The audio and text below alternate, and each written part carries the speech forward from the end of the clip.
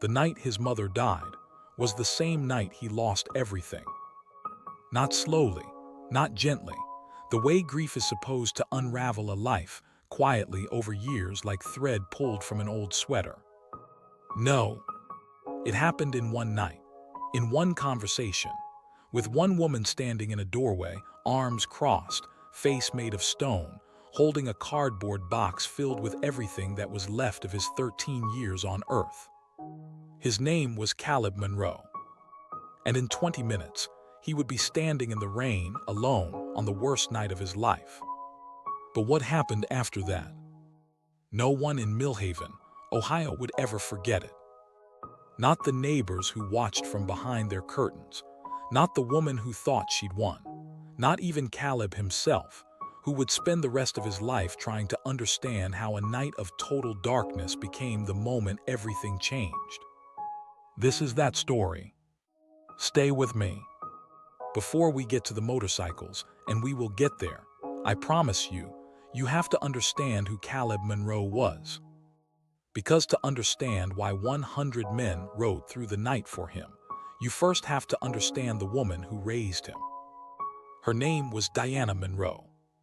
She was 34 years old, slim-shouldered, with dark brown hair she kept in a loose braid most days and a laugh that started somewhere deep in her chest before it reached her eyes. She worked double shifts at Mercy General Hospital as a trauma nurse, not because she had to, though money was always tight, but because she couldn't imagine doing anything else. "People come to us broken," she used to tell Caleb when he'd sit on the edge of her bed and watch her lace up her work shoes before a night shift. "And our job is to make sure they don't feel alone while they heal. That's it. That's the whole job." Caleb would nod, not fully understanding, the way children nod at things they file away for later. He understood it now. Diana raised Caleb alone for the first 8 years of his life. His biological father had been gone since before Caleb could hold a memory of him. Just a name on a birth certificate and a single photograph, Diana kept in a shoebox under her bed that Caleb was never supposed to find. He found it anyway at age 6 and stared at the stranger's face for a long time before deciding it didn't matter much. He had his mom, that was enough. Their apartment was small, 2 bedrooms, a kitchen that smelled like coffee and garlic, a living room with a second-hand couch that had a spring in the left cushion that would get you if you sat wrong. But Diana made it warm.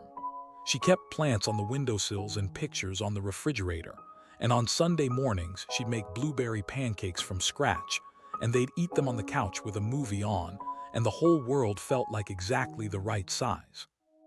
Caleb was a quiet kid, thoughtful. He liked drawing, really liked it, the way some kids like football or video games, like a thing that felt like breathing. He'd fill sketchbooks with detailed pencil drawings of motorcycles he'd seen on the highway, buildings, faces, animals. His mother kept every single one.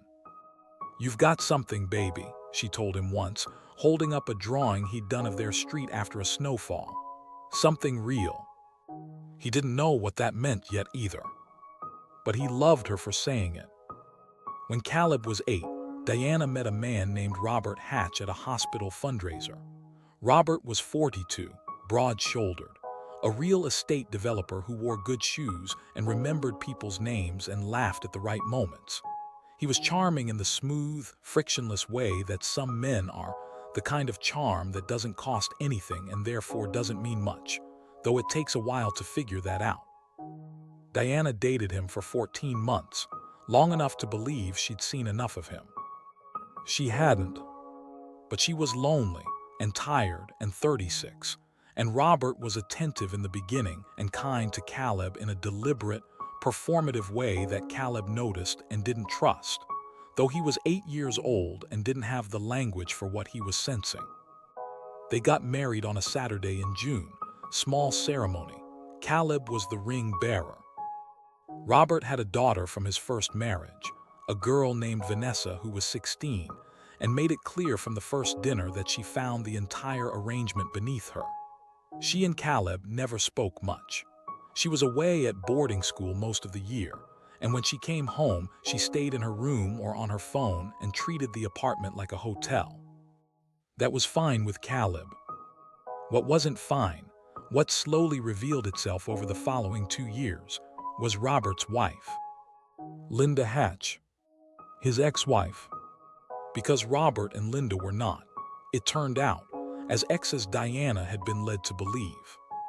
Caleb was 10 when he first heard his mother cry in the bathroom after a phone call.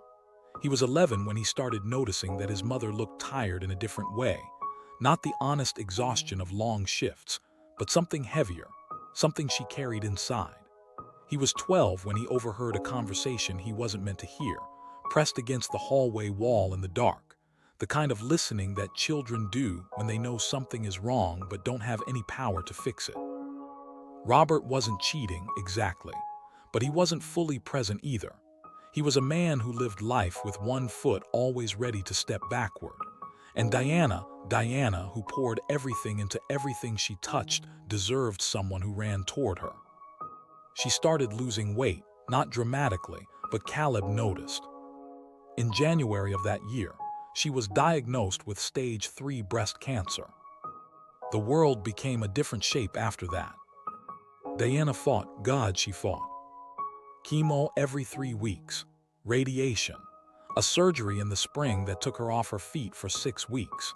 She came home from treatments pale and hollowed out and would sit in her chair by the window and watch the street below with an expression Caleb couldn't read. But she never stopped being his mother. She never stopped asking about his drawings. She never stopped making him do his homework. She never stopped saying goodnight, even on the worst nights, even when it took her a full minute to walk from her room to his doorway. "I'm not done yet," she told him once, in a voice that was quiet but absolute.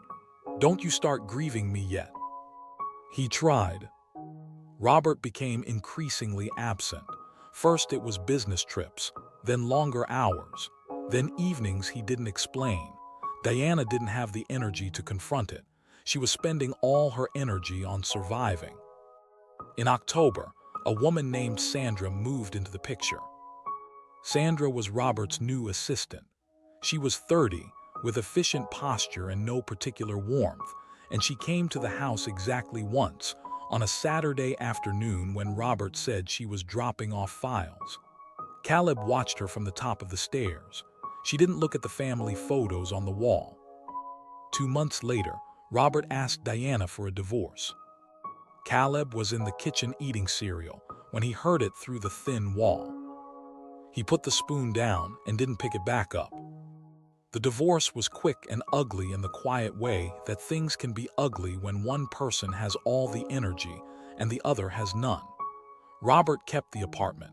It had been in his name from before the marriage, and negotiated for Diana and Caleb to stay through the end of the school year, until May.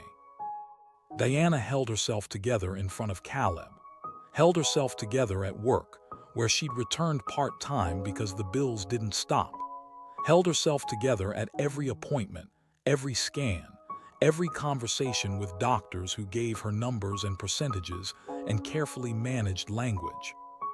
In March, the cancer spread. In April, Diana stopped going to work. In May, Caleb stopped going to school. He sat with her instead. He drew for her. She still asked to see his drawings. And he read to her from whichever book she pointed to from her bed. And he made her soup from cans and tea from bags and brought her water and pretended every single day that the world was fine. Because that was what she needed from him, and he would have moved mountains to give her what she needed. On the 3rd day of June at 11:47 in the evening, with Caleb holding her hand and a window open to let in the warm night air, Diana Monroe stopped breathing. She was 39 years old. And just like that, the whole world went silent. Here is what nobody tells you about grief. It doesn't wait for you to be ready. It doesn't give you a moment to catch your breath or decide what to do next. It arrives at the same instant as everything else. The phone calls that have to be made, the people who have to be notified, the paperwork, the arrangements. The strange, terrible logistics of a life ending. and you have to navigate all of it while also carrying something so heavy inside your chest that breathing feels like a physical act you have to remind yourself to do. Caleb was 13 years old. He made the phone call to the hospice. He answered the door when they came. He sat in the chair in the corner of his mother's room while strangers moved quietly around him, and he stared at the window where the curtain was still moving from the June breeze, and he thought about nothing and everything at the same time. Robert arrived an hour later, not because he still lived there, he'd moved out 2 months prior, but because someone had called him. He stood in the doorway of the bedroom with his hands in his pockets and said something that was supposed to be condolences, and Caleb couldn't hear it properly, like there was static over the signal. And then Sandra arrived. She stood behind Robert in the hallway in a light jacket with her arms folded, and her eyes moving around the room with the careful attention of someone assessing property. Caleb noticed. He noticed everything that night, with a heightened, fragile clarity that only comes when shock strips everything down to bare perception. Caleb, Robert cleared his throat. Listen, there are some things we need to talk about the apartment, about arrangements. Not tonight, Caleb said. His voice was flat and calm and surprised him. I understand this is hard. Not tonight. Robert nodded and left. Sandra didn't say anything, she never had. Caleb sat in the dark apartment alone, surrounded by his mother's things, her plants, her pictures, her Sunday pancake kitchen, and he let himself cry for exactly 1 hour. He gave himself that. 1 hour. Then he stopped, washed his face, made himself a sandwich he couldn't eat, and sat on the second-hand couch with the bad spring, waiting for morning. Her name in his life was Linda. Not Robert's ex-wife Linda, a different one. Linda Hatch, née Bowman, was Robert's mother. She was 61, steel-haired, sharp-chinned, with the kind of permanent expression that suggested she'd assessed everyone she'd ever met and found them lacking. She had never liked Diana. She had made this clear in small ways throughout the marriage. A comment about the apartment's clutter, a raised eyebrow at Diana's unusual friends, a tone she used when discussing Caleb that suggested she found his presence in her son's life an inconvenience to be tolerated. After Diana's death, Robert's mother arrived. This is the part where things became something that Caleb would replay for years, the part that would define, in a very specific way, the kind of people the world contained. It was the evening after Diana's passing, a Wednesday. Linda arrived at the apartment with 2 rolling suitcases and a clipboard. Not metaphorically, an actual clipboard. She walked through the apartment with a clicking pen, making notes. Caleb stood in the doorway of his room and watched her. "What are you doing?" he asked. She looked up at him with an expression of bureaucratic patience. "Taking stock. This apartment needs to be handled. Your stepfather has authorized me to oversee the transition." "The transition," Caleb repeated. "The property, the lease, it's in Robert's name, you're aware of that." Caleb was aware of that. He was also 13 years old and had buried his mother 20 hours ago, but yes, he was technically aware of that. "We'll need you to have your things together by Friday," Linda said, returning to her clipboard. He heard the words. He processed them the way you process something that shouldn't be real. "Friday. That gives you 2 days to organize. I'll arrange for a storage unit for whatever you can't carry. The rest," she waved her hand vaguely. "Where am I supposed to go?" Linda looked at him with the specific expression of someone who has decided in advance that a problem is not their problem. "That's something you'll need to figure out. There are services for." "My mother just died." The words came out quiet, not pleading, just statting. "I'm aware of that, Caleb, and I'm very sorry for your loss." She said it the way people recite things they've memorized, but the practical matter of the apartment. "My mother just died," he said again. She clicked her pen twice and looked back at her clipboard. Caleb went to his room.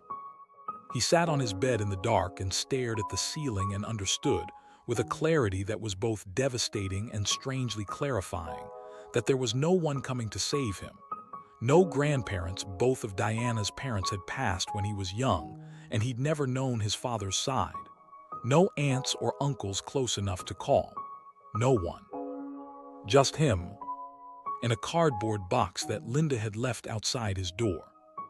Friday came faster than anything had ever come before. The morning of it, Caleb packed. He was methodical about it, a skill he'd learned from watching his mother organize their life with the precision of a person who couldn't afford chaos.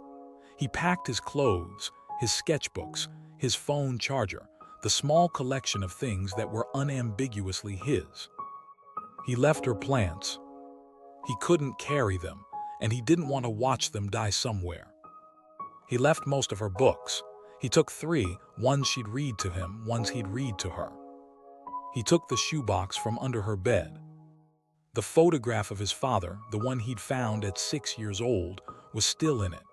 He looked at it for a moment, then put it back and tucked the shoebox under his arm. At 2 in the afternoon, Linda appeared in the hallway. "Are you ready?" He picked up his bags. He walked through the apartment one last time, kitchen, living room, his mother's room where the bed was already stripped, the windows still open. He stopped in the doorway of his mother's room. "You know what she told me once," he said without turning around. Linda waited. "She said the job was to make sure people don't feel alone while they heal." He paused. "I think she would have been really good at it." He walked past Linda and out the front door.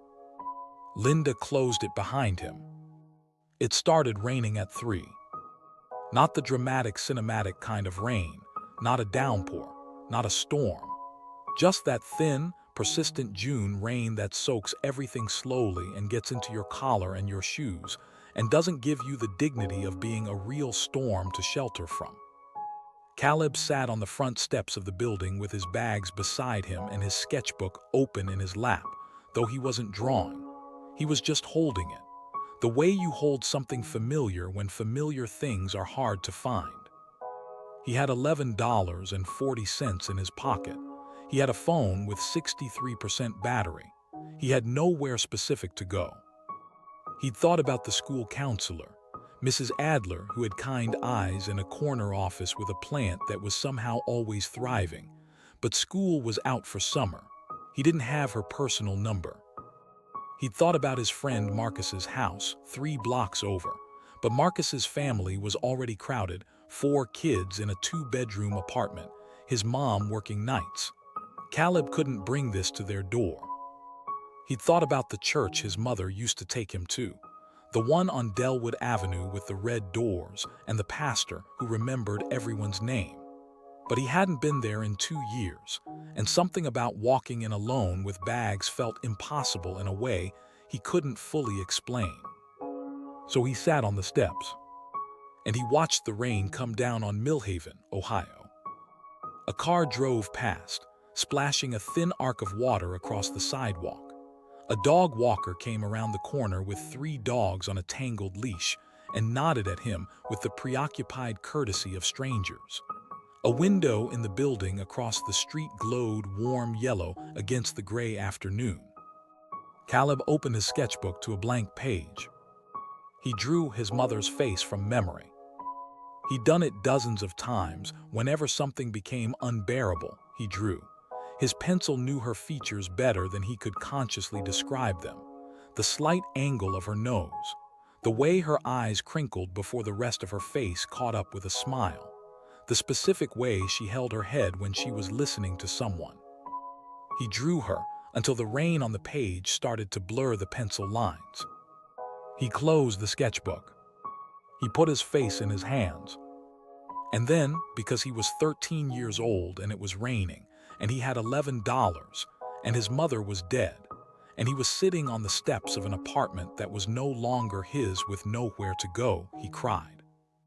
Not the controlled, deliberate hour of crying from the night she died. This was different.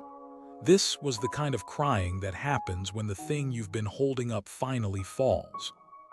He let it come. When it passed 10 minutes, maybe more, he wiped his face with his sleeve and looked up. The street was quiet. A pigeon sat on the fire escape across the way, doing nothing in particular. The rain had lightened to almost nothing. Somewhere down the block, someone was cooking something garlic and something sweet, and the smell drifted toward him with the small cruelty of ordinary life continuing. He thought about his mother. Not the end of her, he'd thought about that enough. He thought about earlier, the beginning and middle of her. He thought about something she used to say to him, a phrase she had that he'd always found slightly strained until this moment when it suddenly made a different kind of sense. She used to say, "You are never alone, baby, never. I've made sure of that." He'd assumed she meant it the way parents mean things like that, generally, philosophically. A comfort statement, not a fact. Standing on that wet sidewalk with his bags at his feet, he found himself wondering, for the first time, what exactly she'd meant. What had she meant by made sure? He didn't have long to wonder, because that's when he heard it. Faint at first, low enough that he almost mistook it for thunder, though the sky was clearing. A rumble, steady and growing, not the variable sound of a passing car. Something else, something that had a rhythm and a resonance and a depth that you felt in your chest before you heard it properly in your ears. Caleb looked up from the sidewalk. He looked down the street. And there, at the far end of Prescott Avenue, where the street curved gently toward the bridge, he saw the first headlight. Then another. Then another. Then more than he could count. Here is what 100 motorcycles sound like when they come down a residential street in formation. It doesn't sound like noise. It sounds like weather. It sounds like something geological, a phenomenon, not a vehicle, like the ground itself has decided to speak. Caleb stood up. His bags stayed where they were. He didn't think about them. He stood on the top step of those apartment stairs and stared down the street and watched the motorcycles come. They came slowly. That was the thing that struck him first. They weren't roaring in, racing, announcing themselves with aggression. They came at walking pace almost, deliberate, steady, a procession. 2 by 2 down the center of Prescott Avenue, their engines a low collective thunder that filled the street from building face to building face, headlights in the gray late afternoon light, and on each motorcycle, a rider in black leather, patches on the vest, helmets or not, faces forward. Curtains moved in windows. A woman walking her dog stopped at the corner and stared. 2 kids on bikes at the far end of the block pedaled fast in the opposite direction. The motorcycles kept coming. They filled the block. They kept filling it. Caleb couldn't count them. He stopped trying. He stood on the steps and watched and felt something happening in his chest that he didn't have a name for yet. Not fear, exactly, though his heart was hammering. Not hope either, though something distantly adjacent to it. Something closer to the feeling of a question that's been building for a long time suddenly being about to get answered. The lead motorcycle slowed and stopped directly in front of the building. The others arranged themselves behind, filling the street, engines idling down to a low, patient rumble that continued to vibrate in the air like something alive. The man on the lead motorcycle sat for a moment without moving. Then he swung his leg over and stood up. He was somewhere between 55 and 60, Caleb guessed. Big across the shoulders, with graying dark hair worn long enough to tuck behind his ears and a beard that was more silver than black. His face was weathered in the way that faces get from decades of being outdoors, of being in the wind and the sun and the cold. He had lines around his eyes that deepened when he looked up at the steps. He looked up at the steps. He looked at Caleb. And something in his expression, some shift, some arrival, made Caleb's chest feel like it was cracking open. "Caleb Monroe," the man said. Not loud. He didn't need to be loud. The street was otherwise perfectly silent, as if everything had agreed to hold its breath. Caleb managed, after a moment, a single word. "Yeah." The man nodded, like he'd confirmed something he already knew. He took his helmet off and held it under one arm, and the lines around his eyes deepened as something moved across his face that wasn't quite a smile, but was something related to it. "My name is Ray Colton," he said. "Your mother saved my life 12 years ago, and I made her a promise." He paused. "We're here to keep it." Caleb would remember those words for the rest of his life. He would remember exactly how they landed, like something being put back in place that had been wrong for hours, for days, for months, like a reset, like a breath. But before any of that could fully process, the door behind him opened, and Linda stepped out. She came out with her clipboard. She actually came out with her clipboard. Later, Caleb would almost be able to appreciate this detail, how thoroughly, how completely she misunderstood what she was walking into. She came out the way you come out to deal with a parking situation or a delivery truck blocking the driveway, with the brisk, managerial energy of a woman who has spent her life believing that authority is a function of confidence. She took 3 steps out the front door and looked down at the street. And she stopped. The clipboard came down slowly to her side. 100 motorcycles, 100 men in leather. The last light of the June afternoon catching the chrome and the patches and the weathered faces turned toward the building. A sound, that low, patient engine idle that filled the chest. And Ray Colton at the front, looking up at her. The silence lasted 4, 5, 6 seconds. Then Linda did something that took Caleb a moment to process. She straightened up. She squared her shoulders. She looked at Ray Colton with the expression of someone who has decided that confidence is the same as power. "This is private property," she said. "You need to move your vehicles." Caleb felt something tighten in the air. Ray didn't move. He looked at her for a long moment with an expression that was utterly, completely patient. The patience of a man who has been in situations far more serious than this, and learned that the person who gets loud fastest is never the person with the most to say.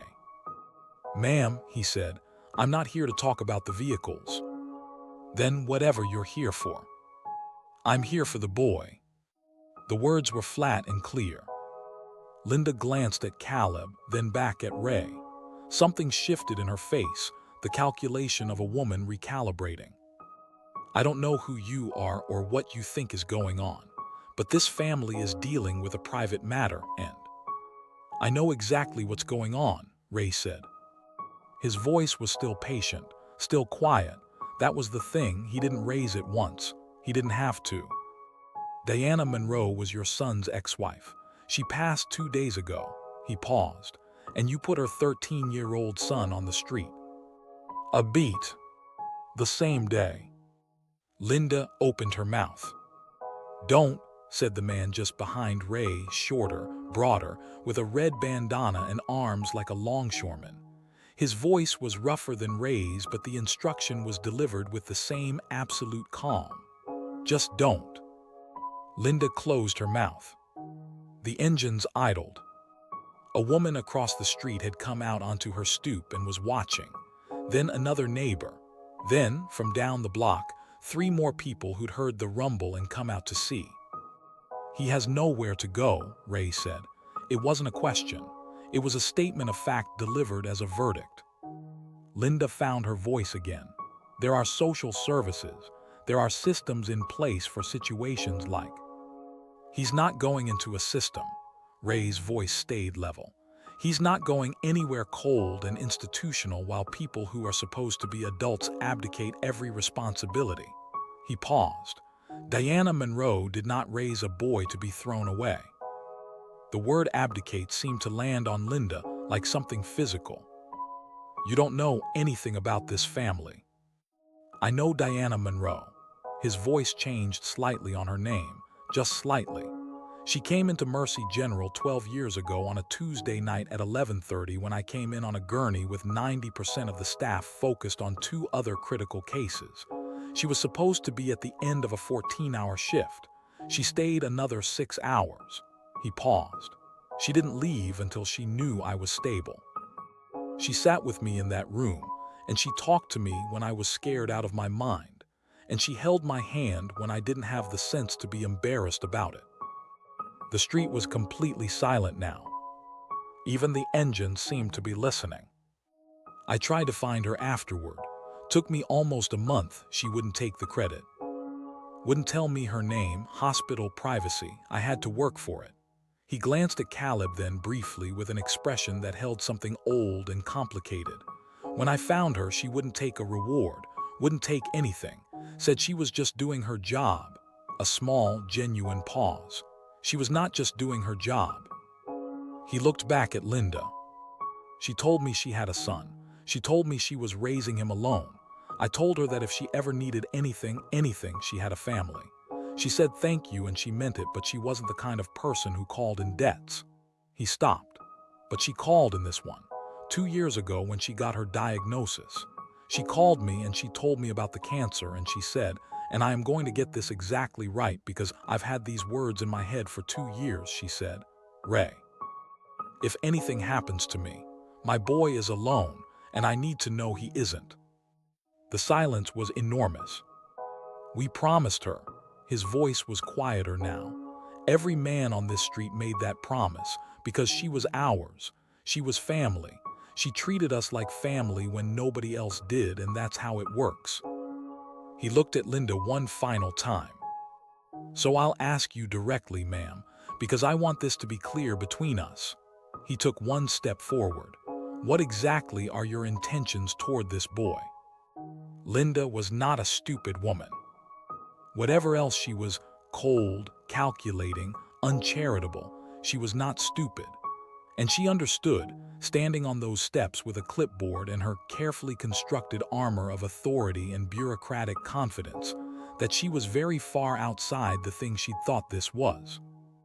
She'd thought this was a property matter, a logistical issue, a tidying up.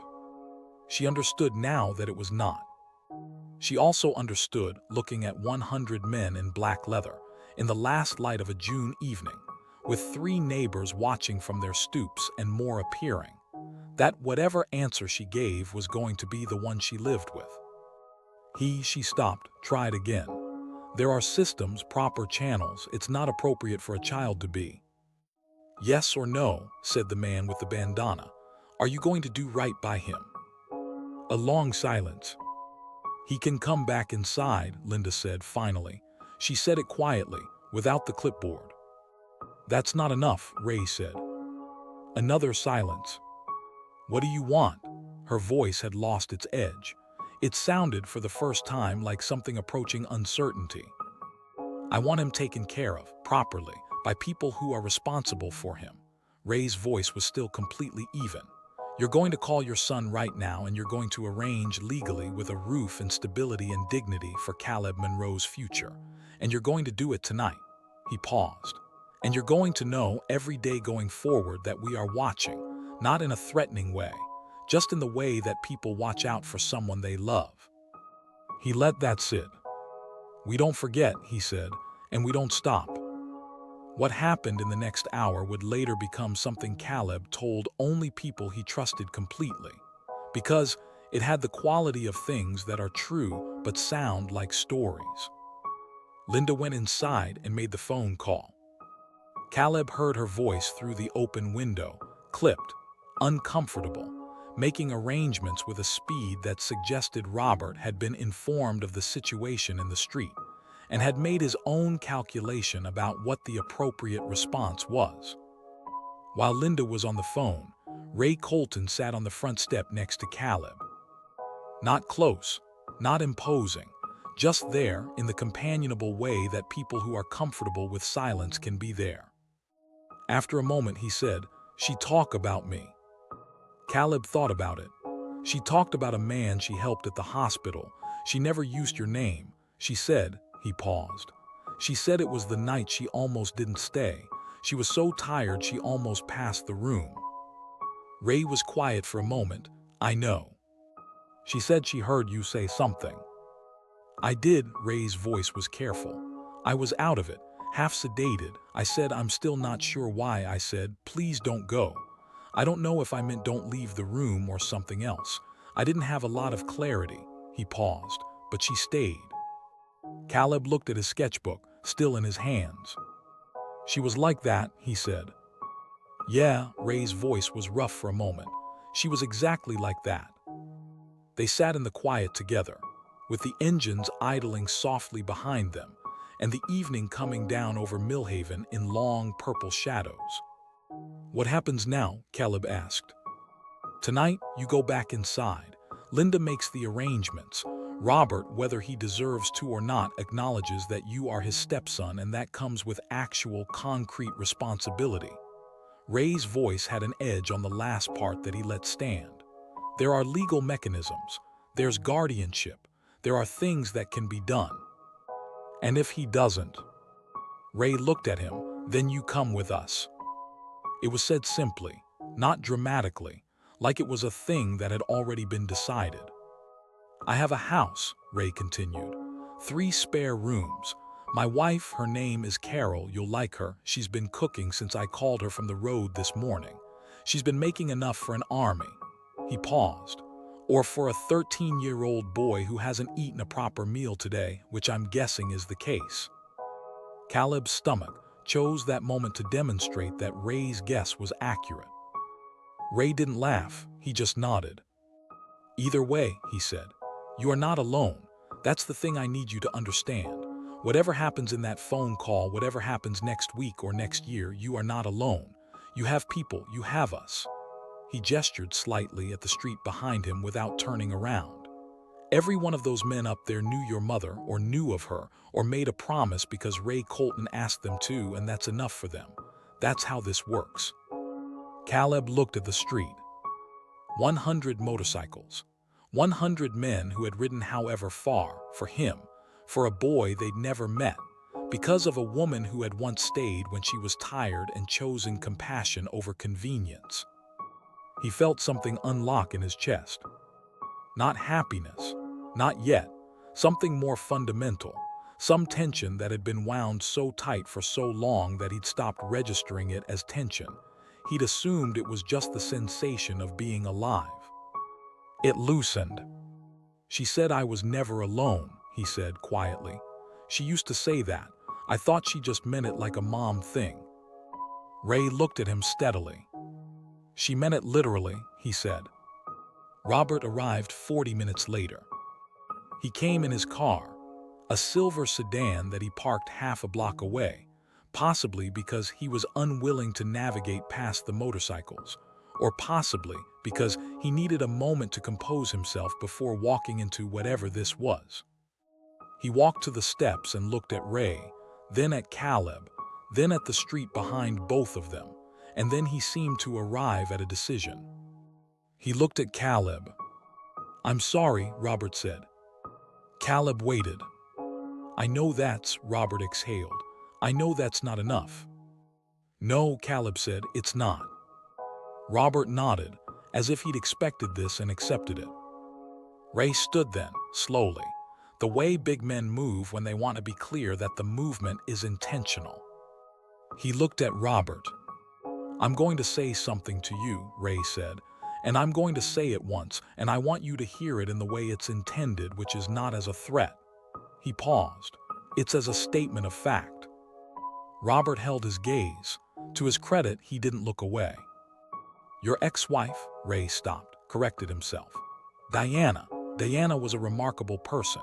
She was the kind of person who shows up, in hospital rooms, in hard moments, in the places where most people look away. He spoke slowly and clearly, like each word was being chosen from a careful selection. She raised a boy alone, and she raised him with everything she had, and the last thing she did, the last act of motherhood she performed for that boy, was make sure he would be okay. A pause. She arranged it 2 years out, knowing she might not make it. She reached out, she made a plan, she didn't leave it to chance. He glanced at Caleb, then back at Robert, because she was a person who understood that love is not a feeling, it's a practice. It's a doing. It's showing up. The evening air was still. "You did not show up," Ray said. "You made choices about your own comfort and your own life, and I'm not here to judge the whole of a complicated situation I don't know fully. But I am here to tell you that a 13-year-old boy was sitting on wet steps with nowhere to go because the adults in his life, the people who had both legal and moral responsibility, chose themselves." He paused. "Today that ends." He let that sit. "You are going to step up for this boy, not because I'm asking nicely, not because there are 100 motorcycles on your street, but because he is your son, he is your stepson, and that is a real thing. It is not a conditional thing, and his mother loved him enough to plan for this moment, and the least you can do is honor that." Ray's voice had stayed at the same level the entire time, not loud, not angry, just steady and completely sure. "You are going to be present. You are going to be responsible. You are going to make sure he has stability and care, and the kind of future his mother wanted for him." He stepped back. "And you're going to do it because it's right, not because of us." Robert stood on the sidewalk in the growing dark, and something passed across his face that was complicated and human, something between shame and something else, something that might have been buried under layers of self-protection and bad choices, a genuine response to being seen clearly and told the truth. "Okay," Robert said. "Just that. Okay." Carol Colton had made pot roast. She'd also made mashed potatoes and green beans and a salad and cornbread, and 2 pies, 1 apple, 1 pecan, which she explained to Caleb with complete matter-of-factness was because she hadn't known his preference and had decided the only logical solution was both. The Colton house was in a neighborhood 20 minutes from Millhaven proper, a big craftsman with a wide porch and a garage that was clearly a serious operation, with motorcycles in various states of assembly and walls covered in tools. It smelled like oil and sawdust, and from the kitchen, like a meal that had been cooking all day. Carol herself was small and brisk, and warm-hearted in the straightforward way of someone who didn't see the point of being otherwise. She hugged Caleb when she met him, a real hug, the kind with actual pressure behind it. And then she held him at arm's length and looked at his face with an expression of such direct, unguarded compassion that he had to look at the floor for a moment. "You hungry?" she asked. "Yes, ma'am," he said. "Good," she said. "Sit down." He sat at a kitchen table that had clearly hosted 100 such meals, its wood marked with years of use, and Carol put a plate in front of him that was frankly an architectural achievement. Ray sat across from him. 2 other men from the ride, the one with the bandana, whose name turned out to be Desmond, and a wiry, quiet man named Hatch who was not related to Robert's family despite the name, sat at the table also and served themselves and talked about nothing in particular with the easy manner of people who had known each other a long time. Caleb ate. He didn't talk much. Nobody pushed him to. Carol refilled things without asking. Desmond told a story about a broken-down truck on the highway that had everyone at the table laughing, and Caleb found himself, partway through, laughing too, and then caught himself, and then let himself continue because his mother had told him once that laughing during grief was not a betrayal. It was a survival mechanism. It was how you stay human. After dinner, Ray showed him the spare room. It was clean and simply furnished, with a window that looked out on the backyard where a large oak tree spread its branches over a patch of garden that Carol maintained. There was a desk under the window. "It's yours," Ray said, "for as long as you need it, regardless of what gets worked out with Robert. This is here." Caleb set his bags down. He set the shoebox on the desk. He opened his sketchbook to the drawing of his mother, the one he'd done in the rain, the one with the blurred edges from where the water had gotten to it. He looked at it for a long time. "She knew you'd come," he said. "It wasn't quite a question." She knew we'd try, Ray said from the doorway. She knew I meant what I said, and she trusted that. He paused.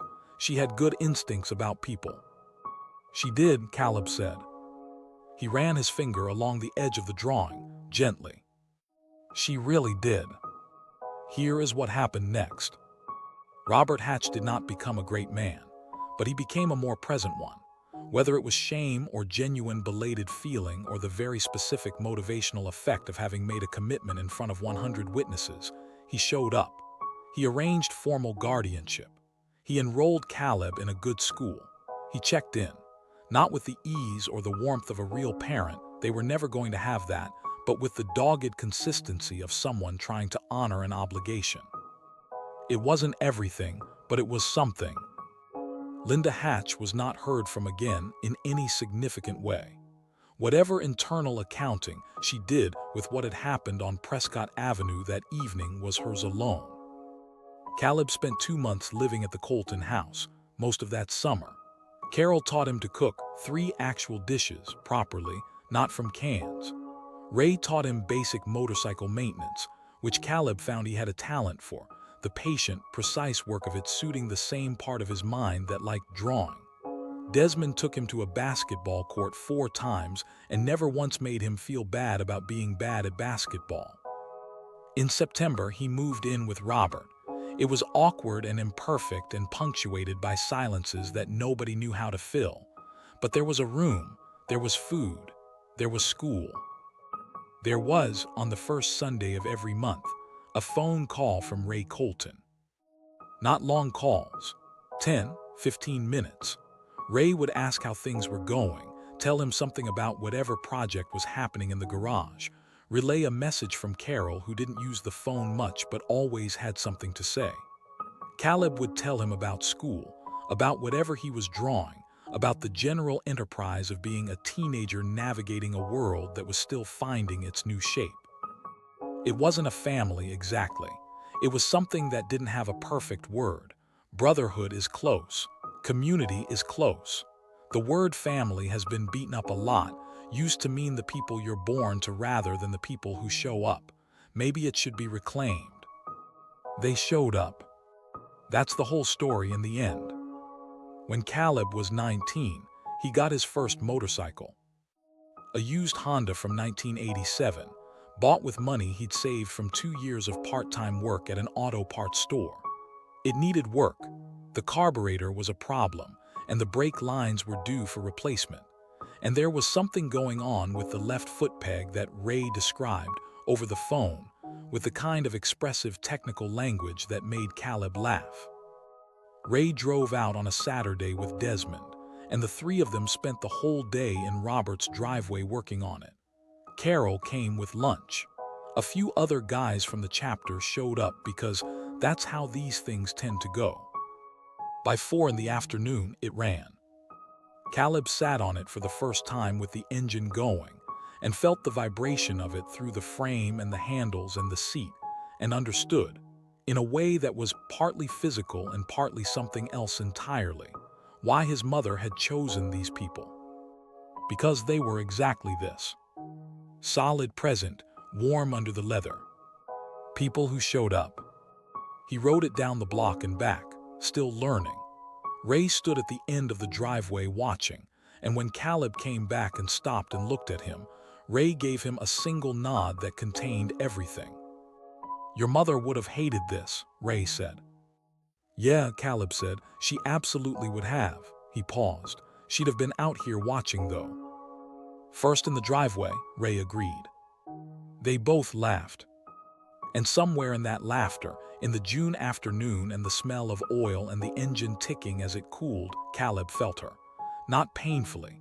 Not the way he used to in the first years when her presence was sharp and raw. Softly. The way familiar things feel when they've become part of you. She'd made sure he wasn't alone. She'd kept her word. And he'd kept his, the one he'd made privately and without ceremony on a wet sidewalk a lifetime ago. To be exactly the kind of person she'd raised him to be. The kind who shows up. If this story moved you, if it reminded you that love is a practice, not just a feeling, and that the people who show up matter more than anything. Hit that like button and subscribe for more stories like this one.